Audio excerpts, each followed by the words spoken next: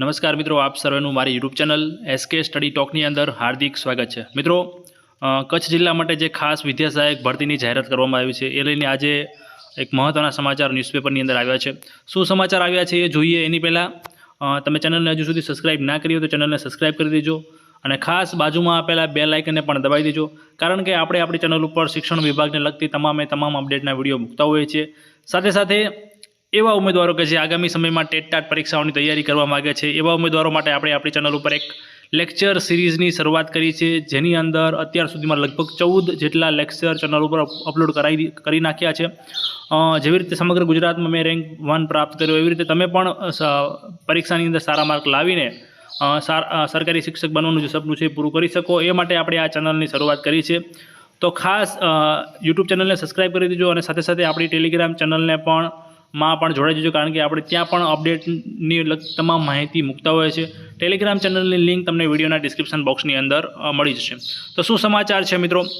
નવા શૈક્ષણિક સત્રના પ્રારંભે ઘટ પૂરાય એવી શક્યતા નથી। ચૂંટણીની આચારસંહિતામાં પ્રાથમિક શાળાઓમાં શિક્ષકોની ખાસ ભરતી ટલ્લે ચડે એવી શક્યતા। સામાન્ય ભરતીમાં 1670ની નિમણૂક ક્યારની રદ કરી દેવાય। દિવાળી સુધી ભરતી પ્રક્રિયા અટકી શકે। ટૂંકમાં તમને ખ્યાલ છે કે અગાઉ જે ભરતી જાહેરાત કરવામાં આવી હતી એમાં જે કચ્છની જે ભરતી હતી એ પહેલાં ભેગી હતી, તમને ખ્યાલ છે કે કચ્છની જગ્યાઓ એમાં ઇન્ક્લુડ હતી, પણ હવે જે 1670 જગ્યાઓ રદ કરી અલગથી સ્પેશિયલ ભરતીમાં જાહેરાત કરી દેવામાં આવી છે। તો કચ્છ દિવાળી સુધી જે એ લખેલું છે અહીંયા રિપોર્ટરે, ન્યૂઝ રિપોર્ટર, એ વાત તો તદ્દન ખોટી છે, એટલો બધો સમય તો નહીં લાગે, પણ જે કચ્છની અંદર જે 4100 શિક્ષકોની નિમણૂક માટે અરજી ફોર્મ મગાવ્યા હતા એ લગભગ એ ફોર્મ ભરાવાની જે બધી પ્રોસેસ છે એ પતી ગઈ છે।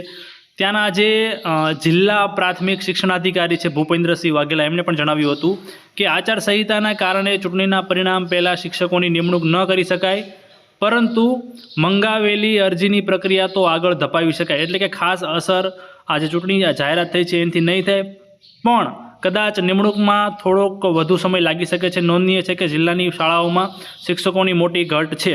તમને ખ્યાલ છે કે જે 8326 ગ્રામ પંચાયતોની જાહેરાત કરવામાં આવી છે એમાં કચ્છ જિલ્લાની જો વાત કરીએ તો જે 22મી જૂને મતદાન થવાનું છે એમાં કચ્છ જિલ્લામાં વહીવટદાર શાસનવાળી 166 ગ્રામ પંચાયત અને 241 ખાલી બેઠકો ઉપર પેટા ચૂંટણીનો પણ સમાવેશ કરવામાં આવે છે। ટૂંકમાં કચ્છ જિલ્લાઓમાં ઘણા ખરા ગામડાઓની અંદર ચૂંટણી છે।